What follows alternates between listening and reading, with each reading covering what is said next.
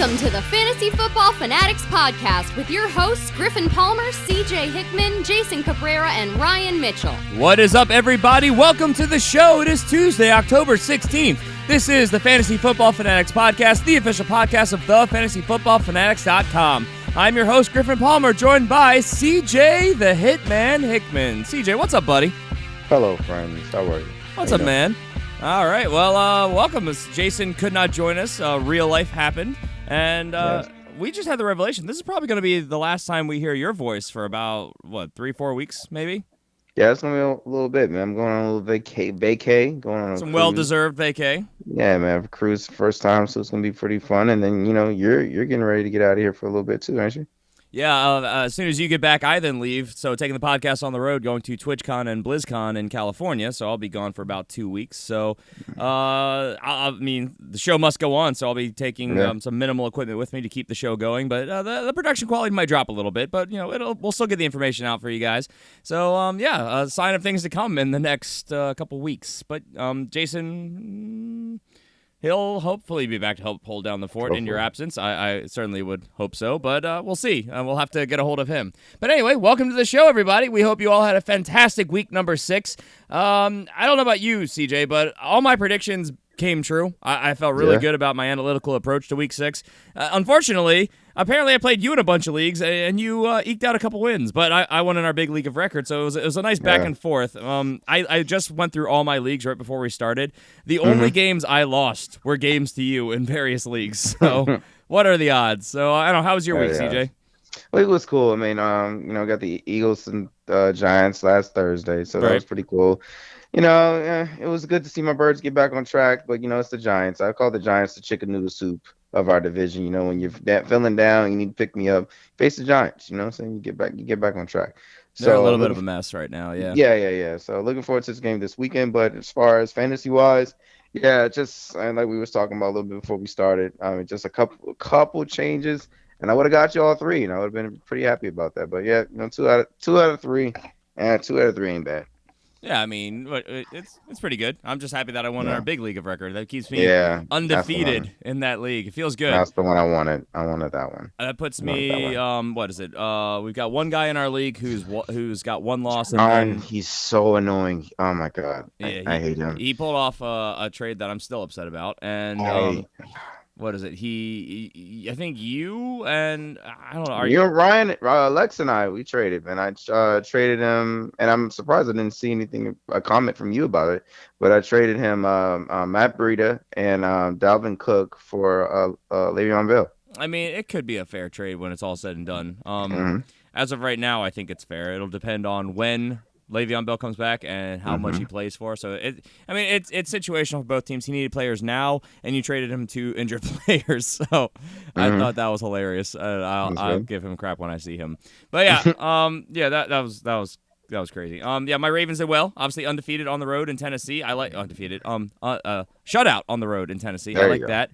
And it was a good weekend. But I don't know, more to talk about, but I'm sure everybody's saying let's get to the show, so why don't we do that? So of course today we have our studs and duds recap from week number 6, where we talk about all of our top waiver wire targets for week number 7, and of course, as always, bringing you all of the top headlines from around the league. Make sure you guys subscribe wherever you're listening. We are a year-round show every Tuesday and Friday, bringing you the news you need to hopefully bring home that fantasy title. And if you want to support the show, keep the lights on, these mics recording, head over to patreon.com/thefantasyfootballfanatics. We greatly appreciate the support over there and those people in that community. And with that, let's move on and let's dive right into our studs and duds from week number 6. Now, our top performers, a guy who I've been talking up a lot, and I was so mad to see that you had the name on the dock at the end of the week to finally say, start this guy, but you beat me to it. Jameis Winston. Yeah, I picked him up and played him in a lot of leagues, and I was happy because your top quarterback performance, 38.9 fantasy points. Holy crap, triumphant return. Getting it done in what we thought was going to be a shootout. 2 bad defenses, 2 good offenses, And, big points. We always talk about you want to find these games. 395 yards, 4 passing touchdowns. Did throw 2 interceptions, which is unfortunate, but a good performance for Jameis Winston coming back in his first full start off the bye week. Your number 2 quarterback on the week, Patrick Mahomes, going off for 34.98 fantasy points, 352 yards, 4 passing touchdowns as well. Also threw 2 interceptions, though some of those really weren't his fault, but tip balls and whatnot. But, yeah, an impressive play yet again by Patrick Mahomes, putting up a losing effort. So what are you going to do? Actually, both of them put up losing efforts, didn't they? The Bucs lost as well. Yeah. Dak Prescott showing that he still has some life. I did not see this coming. I don't know about you. No, absolutely not. Cowboys. I don't know what's going on with the Jags that day. They throttled Jacksonville at home in Dallas. It was a 40-7 win.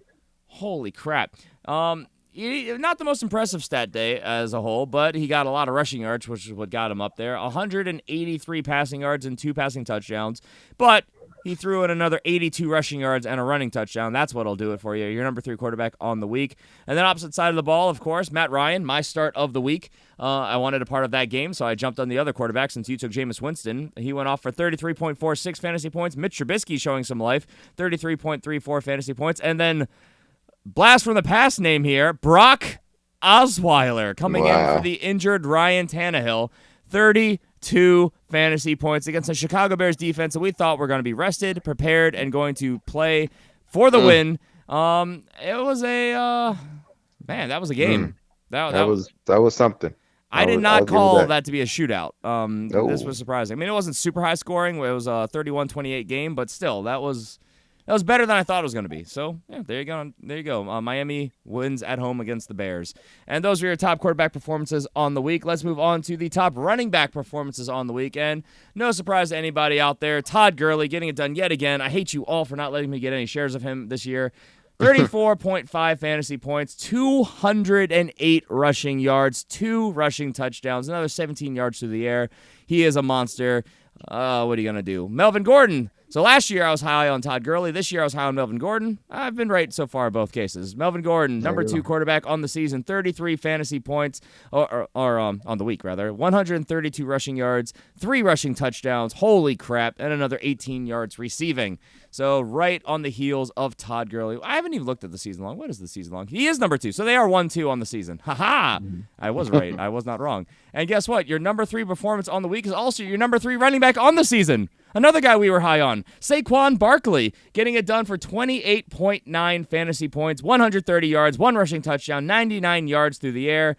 Those are your top performing running backs this week. Other notable mentions, James Conner still getting it done. He's very good. I mean, we make the argument he's probably not Le'Veon Bell good, but he's pretty darn good. Young running back, 24.9 fantasy points, 111 yards, 2 rushing touchdowns, 18 yards through the air. Kareem Hunt getting it done yet again is your number 5 performer on the week. 80 rushing yards, 105 through the air, and a receiving touchdown for 24.5 fantasy points. And then, this was kind of surprising to people, Sony Michel. 106 rushing yards, 2 rushing touchdowns. That puts him up at a 22.6 fantasy production. Wow, it's good stuff. And then I have to throw in another name just because it was my start of the week at number 7, Latavius Murray. Getting it done with Dalvin Cook out. 21.8 fantasy points, 155 yards, 1 rushing touchdown, 3 yards through the air. Those are your top performers on the week at the running back position. Top wide receivers, we have Tyreek Hill, 32.2 fantasy points. Holy crap, was he incredible. So explosive, making plays out of nothing at times as well. And he could have had an even better day. He was overthrown a couple times. 142 yards and 3 receiving touchdowns. Beautiful. That'll do it. Albert Wilson, another top performer this week, a guy I picked up last week, and man, I'm happy about that. I didn't start him, which kind of makes me sad, but I have him. 155 receiving yards and 2 receiving touchdowns. And if you're not familiar with the name, because he's not a household name, wide receiver for the Miami Dolphins. Number 3, we have Devontae Adams, 25.2 fantasy points, 132 yards through the air, and 2 receiving touchdowns. Marquise Goodwin, so we got a couple inserts from the nighttime game, of course, last night's game. Marquise Goodwin, 25.1 fantasy points, 126 yards through the air, 2 receiving touchdowns. Tyra Williams, 23.9. Nicole Beasley, 22.1. Alshon Jeffrey, my start of the week, 19.4 fantasy points. And Adam Thielen, still getting over 100 yards receiving every single week. He's 108 and 23 yards and a touchdown for 18.3 fantasy points. Your top wide receivers on the week. And then we go to the tight end position, which oh my God, continues to be a dumpster fire. If you didn't have one of the top 7 or 8 performances of the week, you got basically nothing. And a name that I don't know about you, CJ, I dabbled with, but I just could not sign off on. Austin Hooper, your top tight end on the week. Yeah, he's a frustrating guy. I mean, the days he should not be the days when you want to sit him and it's logical, he goes out there and performs. In the games that you want to start him and he should perform, he throws up duds. He is such a frustrating player in that offense to project. You are 100% right on that. It is super, super infuriating. I forgot to update a couple things on here, but we'll do it live. Screw it. But yeah, massive performance. Super boom bust. But hey, when he hits, it took him 71 yards and a touchdown to be the top tight end on the week. That's the landscape of the tight end position right now. Yeah. Another player who matched that perfectly, 71 receiving yards and 1 touchdown, which was my start of the week. Eric Ebron. He's just 0.1 points behind him because he had -1 rushing yard on another play. But yeah, Eric Ebron, your number 2 tight end on the week. O.J. Howard coming back healthy, playing unexpectedly at the level he played. And so not Cameron Braid, who we've been, and all fantasy circles were hyping up, but O.J. Howard coming out, putting up a 12.2 fantasy point week, 62 yards and a touchdown. Cameron Braid didn't let you down. He got 7.5, which is above our threshold for a bust, but it's definitely not what you're hoping for. But yeah, O.J. Howard was out there, so that's really, really frustrating.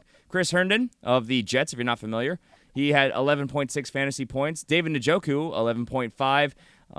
Nick O'Leary for the Dolphins, 10.9, and then Vernon Davis, 10.8. Those were your top fantasy tight ends on the week. Any of these guys you want to talk about, CJ? Man, listen, I gotta give it to your boy Eric Ebron, man. You know, I've been giving him a lot of slack with his last little play with Detroit, but him with Andrew Luck right now, they've been making magic, and especially while Jack Doyle is still out. He's been the guy, so you got to start him. Continue going forward.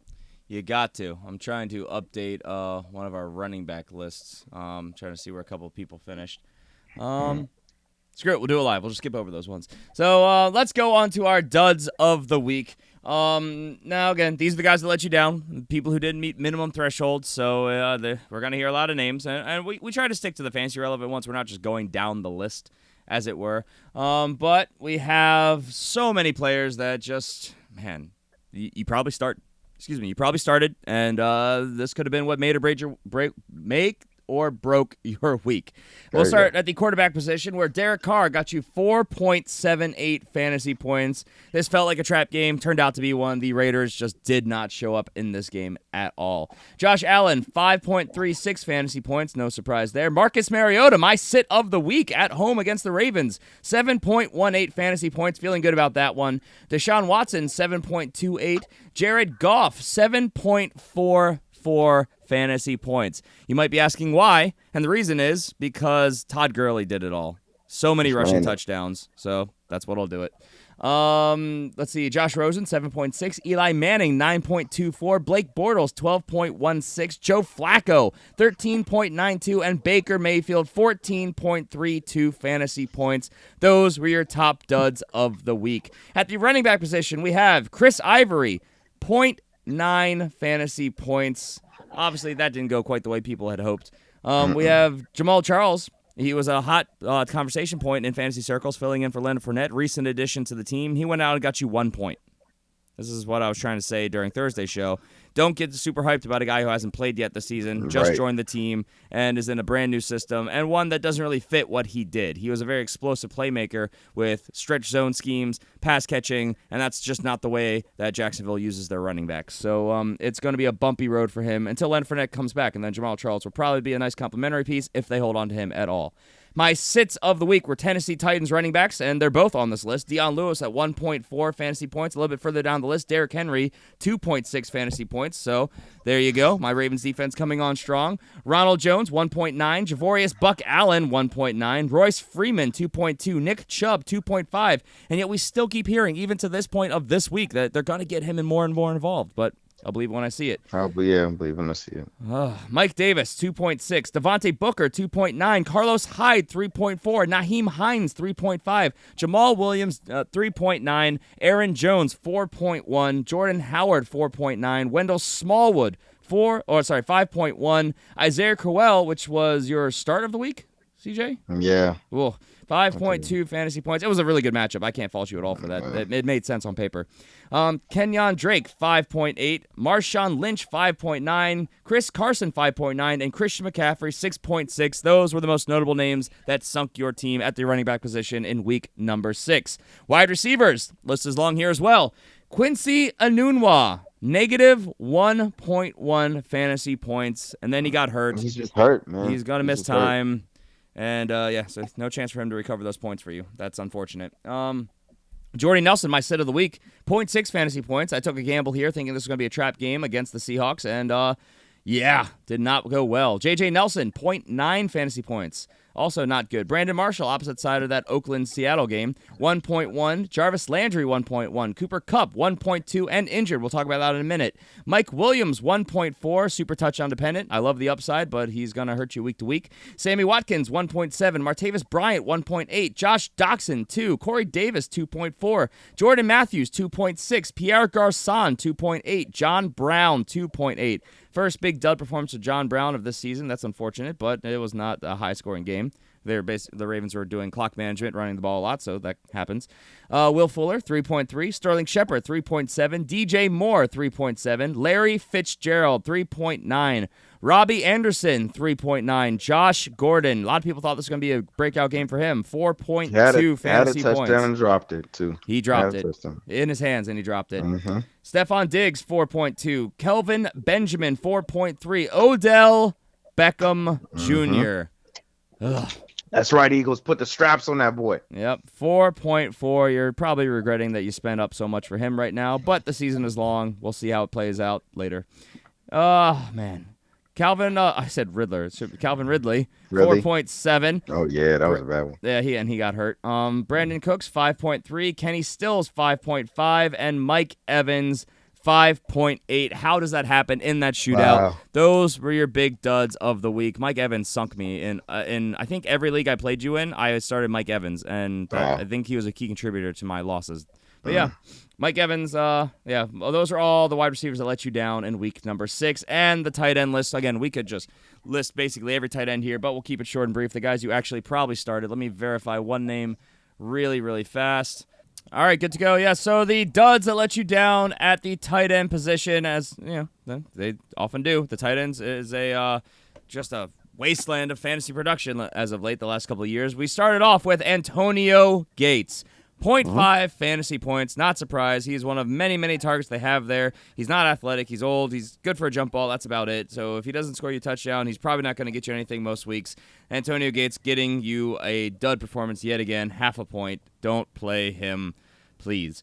Jared Cook, my sit of the week, 1 fantasy point. Again, I thought this was a trap game. Turned out to be not a good situation. So I guess that was a good call there. Charles Clay, 2 fantasy points. Gerald Everett, 2.4. Jesse James, 2.6. Jermaine Gresham, 2.6. George Kittle, 3. Your sit of the weeks, Jordan Reed, 3.6. Kyle Rudolph, 3.7. And Greg Olsen, 4.8. Coming back from injury. Always a scary thing. Not a great matchup. Not surprised to see this. Those were your top, most notable duds of the week at the tight end position. So with that, let's move on to the top headlines from around the league. We'll start at the quarterback position, where Cleveland Browns head coach Hugh Jackson confirmed that quarterback Baker Mayfield's ankle injury will not affect his status for week number 7. So that's obviously great news there, especially with a juicy matchup upcoming, which we'll talk about in a little bit. But yeah, maybe Baker Mayfield's going to be a fun start this week. We'll leave it at that.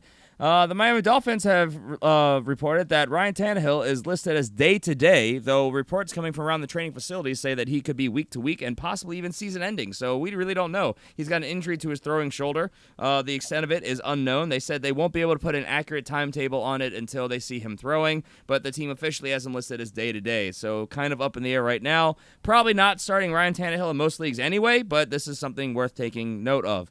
Let's go to the running back position, where the Pittsburgh Steelers are reportedly not expecting running back Le'Veon Bell to show up this week, despite previous reports. We heard he was going to come back in week number 7. I called BS here on the show as soon as we started talking about this, and it turns out to be the case. All reports are that he's not been seen around the facility, and there have been no whispers or rumors that he will be reporting anytime soon, and I am not surprised. Why would he come back early? Why would he risk injury? Why would he do any of this stuff when he's on this contract year after what we've seen happen to some contract players this season alone? So, CJ, what are your thoughts on this? Yeah, man, it's very unfortunate from the Steelers to not to already make a move on this guy. Look, this guy's been very adamant that he wanted to be secure, have a long-term deal. These guys, went back on their word as far as they said they were going to work out the deal last year. He fulfilled his agreement on playing on the franchise tag, and they still haven't come to agreement. So now here we are. Here we are getting ready to go into week 7, and there's still no deal.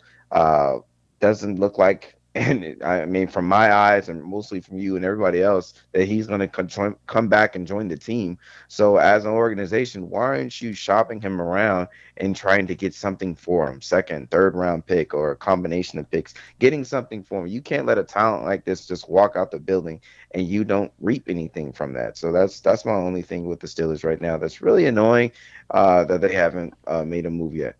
I mean, yes, we know you have James Conner. We know that you have thought that he could be your future for a while. He's showing well to this point. All the more reason why not sell and get something instead of nothing for Le'Veon Bell. He's going to be gone after the season regardless. Why not get something for him?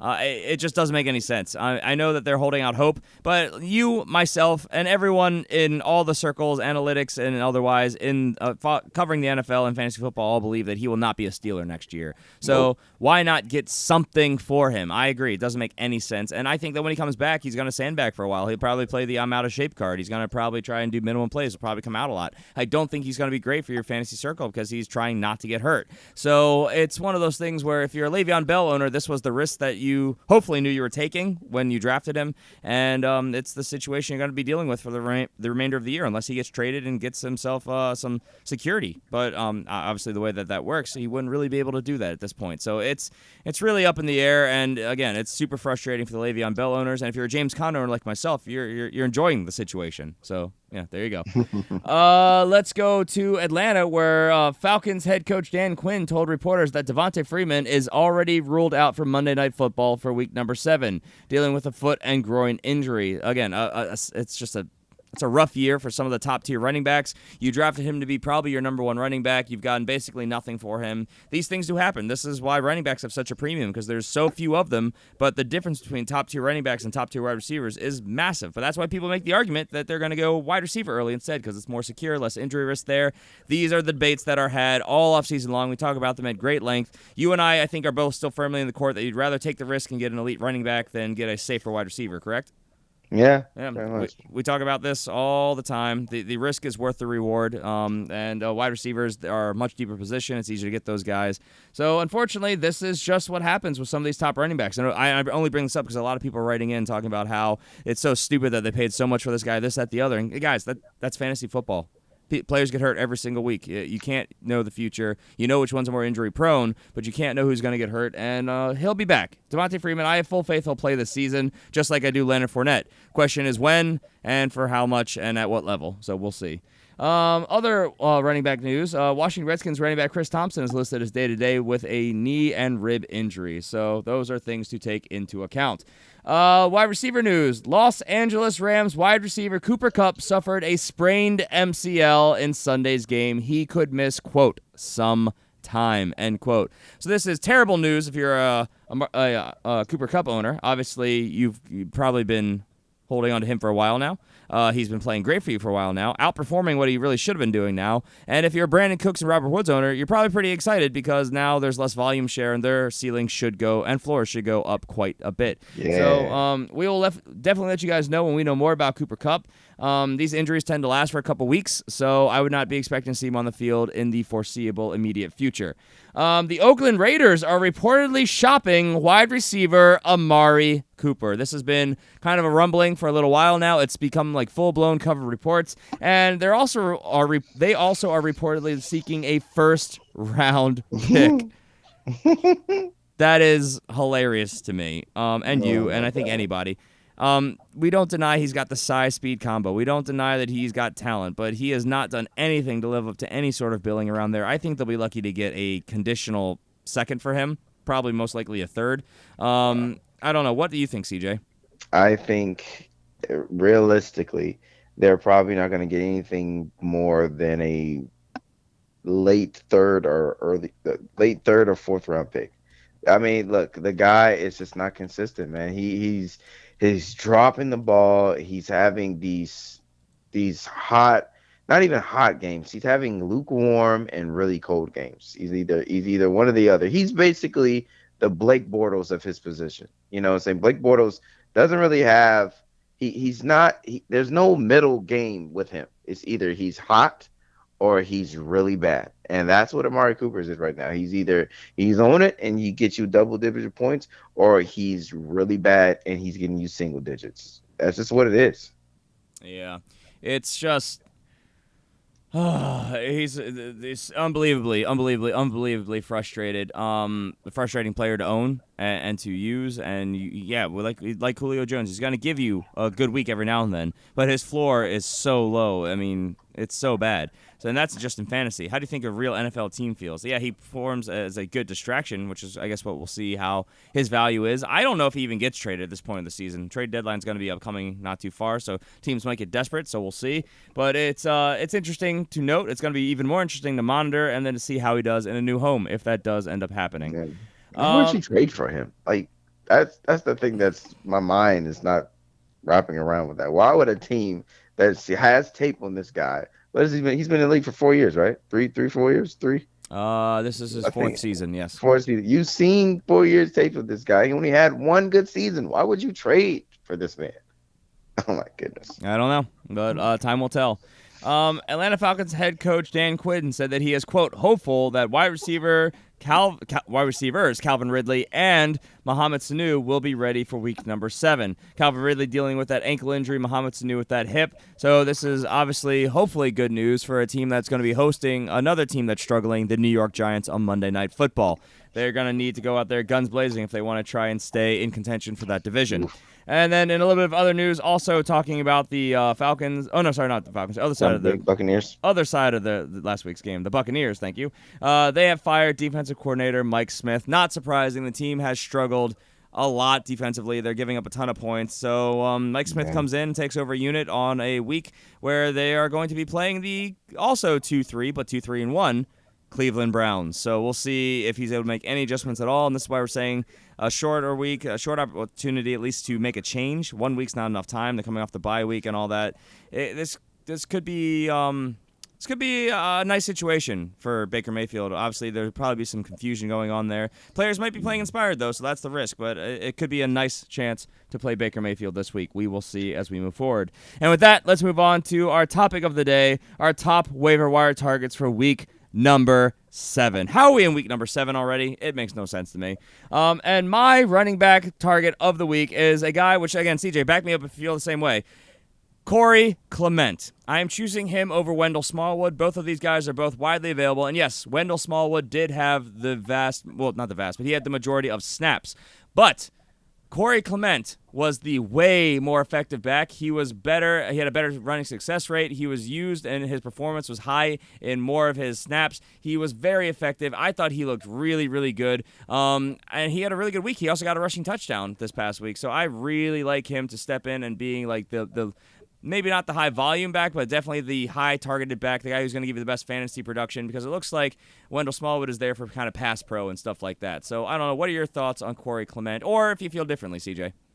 I mean, Corey Clement, I love him, man. In our offense right now, he's definitely going to be that lead back for us. He's definitely got the everything that you want in a running back. He can be able to run. He can make something out of nothing, and he's got great hands. He's fantastic in the passing game, and that's where this offense is right now. They've been able to run the ball, and they're really using their running backs really well in the receiving game as well. One little Smallwood, he's okay. He got decent hands, but out of the two, I'm definitely backing your play right here, and I want Corey Clement. There you go. He's a name that people kind of forget about because he had that multi-week quad injury. But hey, he's back. He's healthy, and also he does something that a lot of backs don't do. He gets yards after contact. He's averaging about 3 yards after contact, which is not bad, Really not too good. shabby in the league. And again, a guy only owned in 36.4% of leagues, so he is widely available. Go try and roster Corey Clement. CJ, your guy. My guy is Peyton Barber, man. Listen, he's about tired of the Tampa Bay Buccaneers playing with him. Look, the rookie Ronald Jones right there. He wants to get some shots, get some snaps.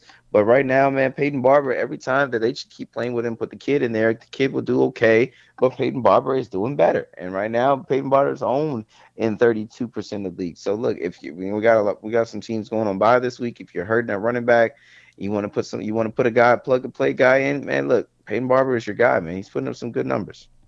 Only owned in 32% of leagues. I like it. Let's go to the wide receiver position where I am going to tell you to pick up an Arizona Cardinal, Christian Kirk. Now, again, bear with me. I know the Cardinals have been very bad, and Jason's not here to defend them, but there are sparks of life in this offense. This team is playing from behind a lot, so why not go get their deep threat? Why not go get the now starting quarterback Josh Rosen's favorite target? Why not go get the guy who's led the team in targets and, well, in receptions at the very least over the last 3 games, 13 receptions, almost 200 yards. He is very high catch rate. He's got an 82% catch rate for a deep pass guy. That's incredible. And the passer rating when targeting is 137. I mean, he's very effective when targeted. And all these things lead to good fantasy production. Also has run the most routes in this offense since he became the starter. 30 routes total, which is by far the most on the team. And 3 out of the last 4 games, he's gotten you at least 70 yards. So, I mean, all of these things are definitely upside. This is a guy who has a good floor with a high ceiling. I would go get Christian Kirk because he could get you a good floor with a very high production cap, because who else is going to get done for you in the passing game in Arizona? Larry Fitzgerald's a little bit banged up. He's not a deep threat. Christian Kirk is that guy to really make plays. He's used in short and intermediate stuff as well to get some production. I really like Christian Kirk as a deeper option, especially with a lot of teams going on bye. Go get Christian Kirk. He's only owned in 1.9% of leagues. CJ, your guy. My guy is Albert Woodson for the Miami Dolphins, man. Love Listen, it. man, he Love it. is the guy. He is basically their Dre, their Duke Hopkins, man. He's quarterback proof. He's making magic. Ryan Tannehill, he's making magic with Brock Osweiler, man. He's been that guy in that offense, and I love it. I love this dude, man. Look, I was an owner of him, man. I let him go during a tough time. He had a couple stress, but he bounced back, and he's been putting together a nice couple games, man. Look, he's only known in 9% of leagues, man. So definitely he's a guy that if you're struggling and you want to get some life in that flex position, man, go ahead and plug him in there, man. I like it a lot. All right, let's move on to our tight end targets of the week, and I am targeting CJ Uzomah, Cincinnati Bengals tight end. Look, I'm on record for not being very high on Tyler Kroft, mainly because I knew Uzomah was there, and I thought this was going to be a committee. Tyler Eifert is done for the year with an ankle. Tyler Kroft, most likely done for the season with a foot injury. That leaves all the volume to CJ Uzomah, who is a very versatile tight end. He can do an every down role. He can pass block. He can run. He can obviously run block. He can catch. He was used on 92% of the snaps last week. He ran 39 different routes, was targeted 7 times. That's a good floor for a tight end. And not to mention, he has got touchdown upside. This system likes to use their tight ends in the red zone. We've seen that time and time again. And he's got a very good matchup in week number 7 against the Chiefs, who are not very good on the secondary side. And remember, there's a lot of notable tight ends who are taking this next week off because of a bye week. So he is a guy who could be a low-end tight end one, I think, if all things go his way, which it looks like they are. I'd be picking up CJ Uzomah in my league if I need a tight end. He's only owned in 2% of leagues. CJ, your guy. Take us home. Ricky Seals-Jones, man, for Arizona Cardinals. Listen, man, I want to double time with your Christian Kirk play. Look, with Christian Kirk's getting the rock and he's covered, man, another guy that Josh Rosen looking for is my guy, Ricky Seals-Jones, man. Look, he's only owned in 21% of leagues, man, and you already know rookie quarterbacks, they love They just absolutely adore their tight ends. So, hey, man, get a little bit of this. I like it a lot, and those are our top targets for week number 7. Message us if you want more information. You know how to reach the show, thefantasyfootballfanatics@gmail.com, on Twitter @theFFFanatics. I'm at GPalmerFFF. CJ's at CJHickman89. You can message Jason as well, of course. He's at JasonCabrera13. But yeah, that's going to do it for us. Please make sure you guys tune in on Friday when we will be talking about our top starts and sits for week number 7. That's our fun show that we do every week. And subscribe, guys. We're here every Tuesday and Friday bringing you all this information that you need. Before we sign off, I guess, any parting thoughts, CJ? Hey guys, listen, it's gonna be a little while before you hear from me. So listen, you guys take care. All those that are in our legacy league and our listener league, you guys can suck it and do bad while I'm gone. Okay, all right. True competitor and CJ the Hitman Hickman. I would expect nothing less. All right, everybody, take care. Have a great week. We'll be back on Friday with the starts and sits. Take care, everyone. Till then, bye. Life in the fast lane, moving at the speed of life, and I can't slow down. Only got a gallon in the gas tank, but I'm almost at the finish line, so I can't stop now. I don't really know where I'm headed, 'cause I'm enjoying the ride. Roll till I drop and ride till I die.